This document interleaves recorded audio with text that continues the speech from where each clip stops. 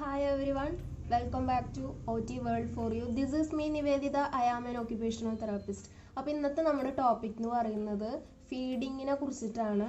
പ്രത്യേകിച്ച് സെറിബ്രൽ പാൽസി ഉള്ള കുഞ്ഞുങ്ങളിൽ നമുക്ക് എങ്ങനെ ഫീഡ് ചെയ്യാം എന്നുള്ളതിനെ കുറിച്ചിട്ടാണ് ഇന്ന് ഞാൻ സംസാരിക്കാൻ പോകുന്നത്. അപ്പം നമുക്ക് നമ്മുടെ വീഡിയോയിലേക്ക് കടക്കാം.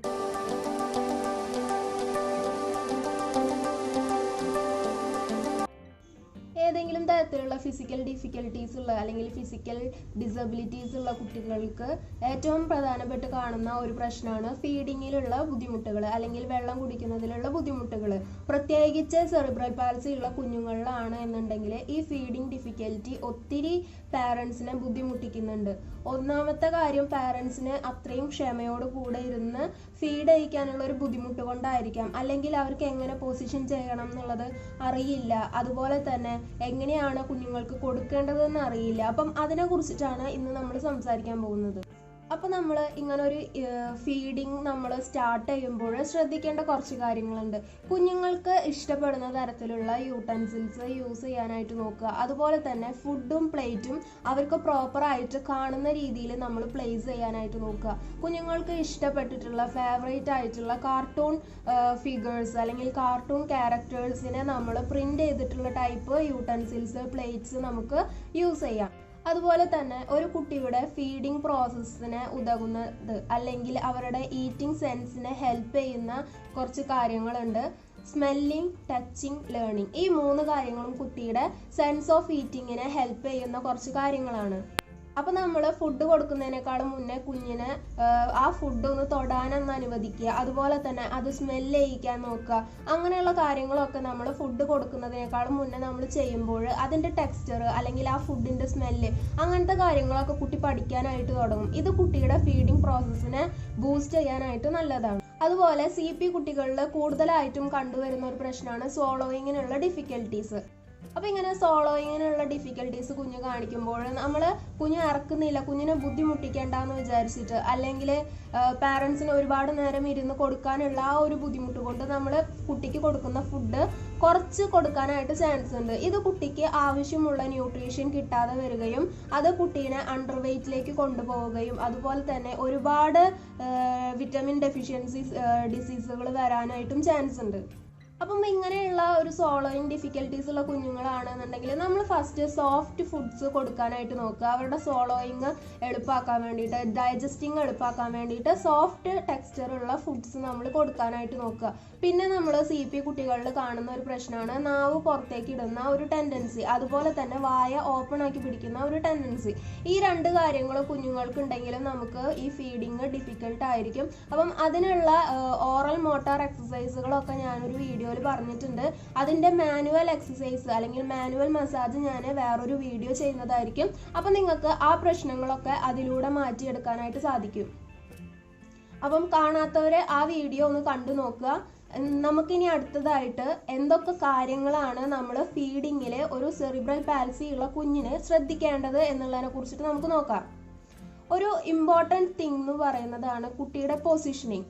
നമ്മൾ കുട്ടിയെ ഫുഡ് കഴിക്കാനായിട്ട് അല്ലെങ്കിൽ ഫീഡ് ചെയ്യിക്കാനായിട്ട് ഇരുത്തുമ്പോൾ കുട്ടിയുടെ സീറ്റിംഗ് പ്രോപ്പർ ആക്കി വെക്കാനായിട്ട് നോക്കുക. കുട്ടിയുടെ പൊസിഷനിങ് കറക്റ്റ് ആയിട്ടുണ്ട് എന്നുണ്ടെങ്കിൽ നമുക്ക് ഫീഡിങ് കുറച്ചും കൂടി എളുപ്പമായിരിക്കും. അതുപോലെ തന്നെ നമ്മൾ എന്തൊരു തെറാപ്പി കൊടുക്കുന്നതും ആ കുഞ്ഞിനെ ഇൻഡിപെൻഡൻ്റ് ആയി ആ കുഞ്ഞിൻ്റെ ഡെയിലി ലൈഫ് ആക്ടിവിറ്റീസ് ചെയ്യിക്കാൻ വേണ്ടിയിട്ടാണ്. അപ്പം നമ്മൾ എന്ത് കാര്യം ചെയ്യുമ്പോഴും കുഞ്ഞിനെ ഇൻഡിപെൻഡൻ്റ് ആക്കി ചെയ്യിക്കാനായിട്ട് നോക്കുക. ഇതിനോട് അസോസിയേറ്റഡ് ആയിട്ട് വരുന്ന പ്രോബ്ലംസ് ആണ് exaggerated bite reflex, gag reflex, അതുപോലെ തന്നെ ടങ് ത്രസ്റ്റിങ്. പിന്നെ കുട്ടികളിൽ കാണുന്ന ഒരു പ്രശ്നമാണ് ടാക്ടൈൽ ഹൈപ്പർ സെൻസിറ്റിവിറ്റി.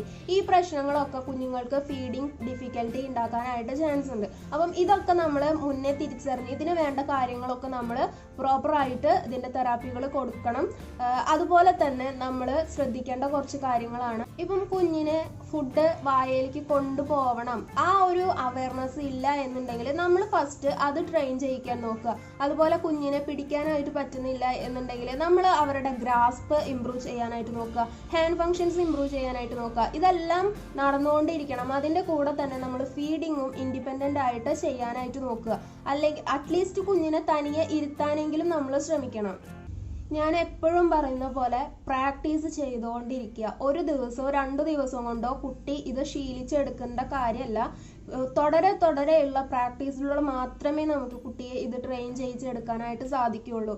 നമ്മളുടെ കുട്ടിക്ക് ഗ്രാസ്പ് ചെയ്യാനുള്ള കഴിവ്, ഫുഡ് എടുത്ത് വായെ കൊണ്ടുപോകാനുള്ളത്, അതെല്ലാം നമ്മൾ ഗൈഡൻസോട് കൂടിയിട്ട് കുഞ്ഞിനെ പ്രാക്ടീസ് ചെയ്യിച്ചുകൊണ്ടിരിക്കണം. ഇപ്പം നമ്മളടുത്ത് ഒരുപാട് കുഞ്ഞുങ്ങൾ വരുമ്പോൾ നമ്മളിത് പ്രാക്ടീസ് ചെയ്യിക്കുന്നുണ്ടായിരിക്കും. കൂടെ നിൽക്കുന്ന അറ്റൻഡർ അവർക്ക് ഒരു പക്ഷെ അതിനെ കുറിച്ചിട്ടുള്ള അറിവില്ലാത്തതുകൊണ്ടായിരിക്കാം. പക്ഷെ അങ്ങനെ ഒരിക്കലും ചെയ്യരുത്. നിങ്ങളും അത് ചെയ്യാതിരിക്കാൻ വേണ്ടിയിട്ടാണ് ഞാനിപ്പോൾ ഈ കാര്യം പറയുന്നത്. നമ്മൾ കുഞ്ഞിനെ അങ്ങനെ ട്രെയിൻ ചെയ്യിക്കുന്നുണ്ടെങ്കിൽ നമ്മൾ ഉടനെ കുഞ്ഞ് വായിലേക്ക് ഇടാൻ വേണ്ടി നമ്മൾ ആ കുട്ടിയെ അധികം ഹെൽപ്പ് ചെയ്യാനായിട്ട് പാടില്ല. കുട്ടിക്ക് കുറച്ച് സമയം കൊടുക്കുക. കുഞ്ഞ് താഴെ ഇടും ഫുഡ് എന്ന് കരുതിയിട്ട് അവന് പറ്റില്ല എന്ന് വിചാരിച്ചിട്ട് അത് നമ്മളായിട്ട് കൊടുക്കാനായിട്ട് നോക്കരുത്. കുഞ്ഞിന് ടൈം കൊടുക്കുക, കുഞ്ഞിനെ ട്രെയിൻ ചെയ്യിച്ചെടുക്കുക. അതാണ് ഒരു പാരന്റ് എന്ന നിലയിൽ നിങ്ങൾക്കുള്ള ഉത്തരവാദിത്തം. മിക്ക പാരൻസിനോടും നമ്മളിത് ട്രെയിൻ ചെയ്യിക്കാൻ പറയുമ്പോൾ ഒരുപാട് ടൈം എടുക്കുന്നുണ്ട്, നമുക്ക് അതിനുള്ള ടൈം ഇല്ലാത്തതുകൊണ്ട് ഞങ്ങൾ തന്നെ വാരി കൊടുക്കും, അല്ലെങ്കിൽ അവൻ കഴിക്കാറില്ല അതുകൊണ്ട് ഞങ്ങളാണ് കൊടുക്കാറ്. കുട്ടീനെ അതിനനുവദിക്കാതെ എങ്ങനെയാണ് നിങ്ങൾക്ക് അവന് കഴിവില്ല എന്ന് പറയുന്നത്? കുട്ടിക്കുള്ള കഴിവ് വളർത്തിയെടുക്കുക എന്നുള്ളതാണ് നമ്മുടെ ഉത്തരവാദിത്തം. അപ്പം അത് നമ്മൾ ചെയ്തേ മതിയാവൂ. അപ്പം ഓക്കെ, അപ്പം നമുക്ക് നമ്മുടെ ടോപ്പിക്കിലേക്ക് വരാം. എന്തൊക്കെ കാര്യങ്ങളാണ് ഇനി നമ്മൾ ഈ ഒരു ഫീഡിങ്ങിന് വേണ്ടിയിട്ട് നമ്മൾ പ്രോപ്പറായിട്ട് ശ്രദ്ധിക്കേണ്ട കുറച്ച് കാര്യങ്ങൾ. The first important thing or the first step to appropriate management is seating your child correctly.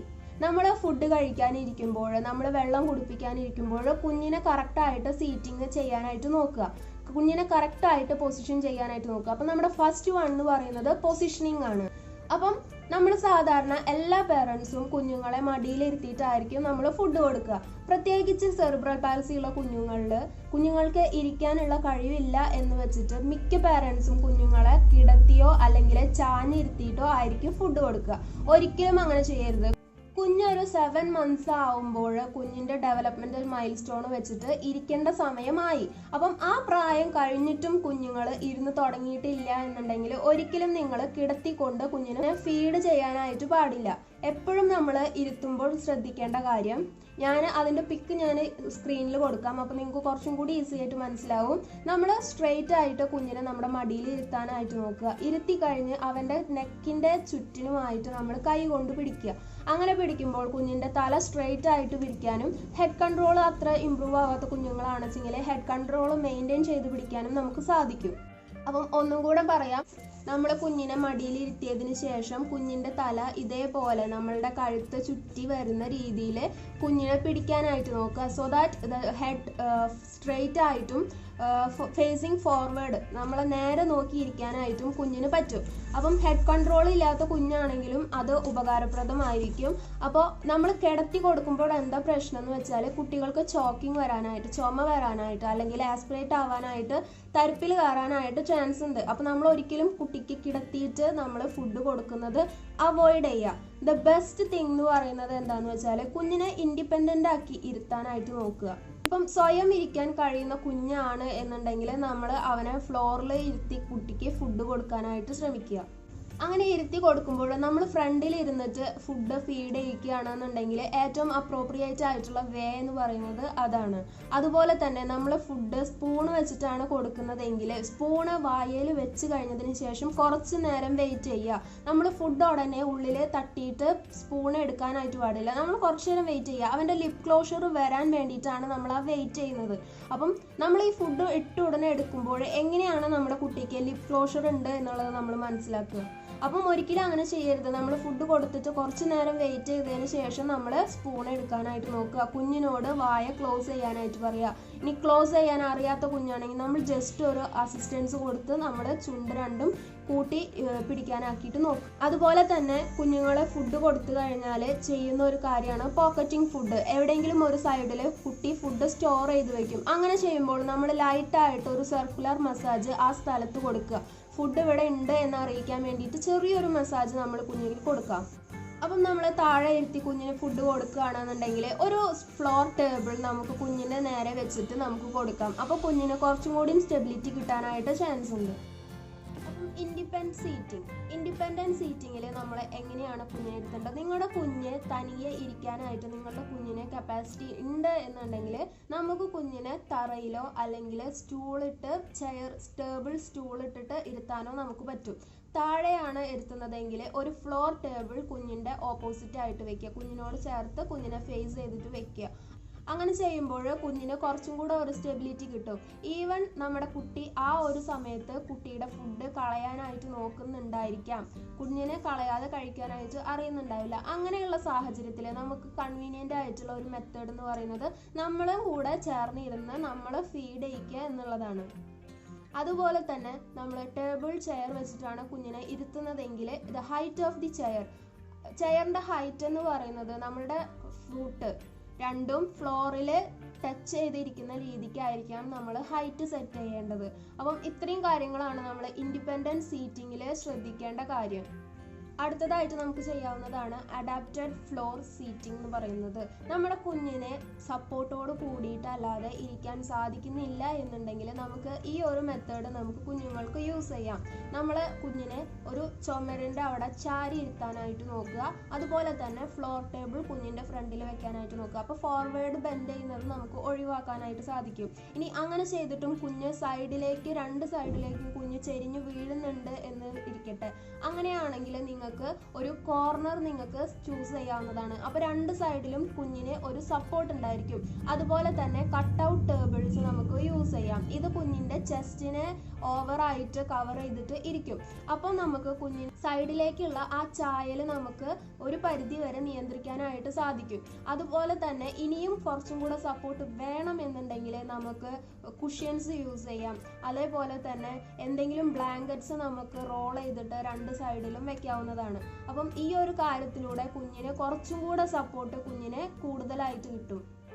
അപ്പം നമ്മൾ ഇങ്ങനെ കോർണർ സിറ്റിങ്ങിൽ ഇരുത്തി നമ്മൾ ഒരു കട്ടൗട്ട് ടേബിൾ വെച്ചിട്ടും കുട്ടിക്ക് ഇരിക്കാനായിട്ട് പറ്റുന്നില്ല, ആ പൊസിഷൻ മെയിൻറ്റെയിൻ ചെയ്യാൻ പറ്റുന്നില്ല, അല്ലെങ്കിൽ ആ കട്ടൗട്ട് ടേബിൾ കുട്ടി ഫോർവേഡ്ലി പുഷ് ചെയ്യുകയാണ് എന്നുണ്ടെങ്കിൽ നമുക്ക് എന്ത് ചെയ്യാനാവും? നമ്മൾ ആ രണ്ട് സൈഡിലും ഏതെങ്കിലും ഒരു ചെയിൻ വെച്ചോ എന്തെങ്കിലും വെച്ച് നമ്മൾ ഈ കട്ടൗട്ട് ടേബിൾ സെക്യൂർ ചെയ്ത് വെക്കാവുന്നതാണ്. അങ്ങനെ ചെയ്യുമ്പോൾ കുട്ടി ഫോർവേഡ് പുഷ് ചെയ്യുന്ന ആ ഒരു ടെൻഡൻസി ഒഴിവാക്കാനായിട്ട് നമുക്ക് സാധിക്കും. കുറച്ചും കൂടെ ഈ ഒരു കട്ടൗട്ട് ടേബിൾ ഒരു സെക്യൂർഡ് ആയിട്ട് ഇരിക്കാനായിട്ടും കുട്ടിക്ക് ഈസി ആയിട്ട് സ്വയം ഫീഡ് ചെയ്യാൻ അല്ലെങ്കിൽ കുട്ടിക്ക് ഈസി ആയിട്ട് കഴിക്കാനായിട്ടും നമുക്ക് ഇതുമൂലം സാധിക്കും. അടുത്തതായിട്ട് ഏതെങ്കിലും തരത്തിലുള്ള ഫിസിക്കൽ ഡിഫിക്കൽട്ടീസ് മൂലമോ അല്ലെങ്കിൽ ലാക്ക് ഓഫ് അണ്ടർസ്റ്റാൻഡിങ് മൂലമോ കുഞ്ഞിന് ആ പൊസിഷൻ മെയിൻറ്റെയിൻ ചെയ്യാൻ പറ്റുന്നില്ല, അല്ലെങ്കിൽ കുഞ്ഞിന് ഇരുന്ന് കഴിക്കാനായിട്ട് സാധിക്കുന്നില്ല എന്നുണ്ടെങ്കിൽ നമുക്ക് ഒരുപാട് അഡാപ്റ്റീവ് ചെയേഴ്സ് അവൈലബിൾ ആണ്. അപ്പം നമുക്ക് അത് ചൂസ് ചെയ്യാം. അങ്ങനെ ചൂസ് ചെയ്യുന്ന സമയത്ത് നമ്മൾ പ്രത്യേകം കൺസിഡർ ചെയ്യേണ്ട ഒരു കാര്യമാണ് ആ കുഞ്ഞിൻ്റെ ഡിഫിക്കൽട്ടീസ്, അതുപോലെ തന്നെ നമ്മളുടെ വീട്ടിൽ അത് പ്ലേസ് ചെയ്യാനുള്ള ഒരു സ്ഥലം, സാഹചര്യം എല്ലാം ഉണ്ടോ എന്നുള്ളത് നമ്മൾ നോക്കണം. അടുത്തതായിട്ട് അപ്പം നമുക്ക് ചെയ്യാവുന്ന ഒരു കാര്യമാണ് കുഞ്ഞെ തല ഹോൾഡ് ചെയ്യാനായിട്ട് കുഞ്ഞിന് പറ്റുന്നുണ്ട്, ഹെഡ് കൺട്രോൾ ശരിക്കും വന്ന കുട്ടിയാണ് എന്നുണ്ടെങ്കിൽ നമുക്ക് കുട്ടിക്ക് കോർണർ സീറ്റ് കൊടുക്കാനായിട്ട് സാധിക്കും. അങ്ങനെ കൊടുത്തിട്ട് കുട്ടിയെ ഇരുത്താം. ഇനി അങ്ങനെ ഇരുത്തുമ്പോൾ കുട്ടി നിരങ്ങി വരുന്നുണ്ട്, ഫ്രണ്ടിലേക്ക് വരുന്നുണ്ട് എന്നുണ്ടെങ്കിൽ നമുക്കൊരു സിലിണ്ടറിക്കൽ ബ്ലോക്ക് കുട്ടിയുടെ രണ്ട് കാലിൻ്റെയും ഇടയിൽ നമുക്ക് ഫിക്സ് ചെയ്ത് കൊടുക്കാം.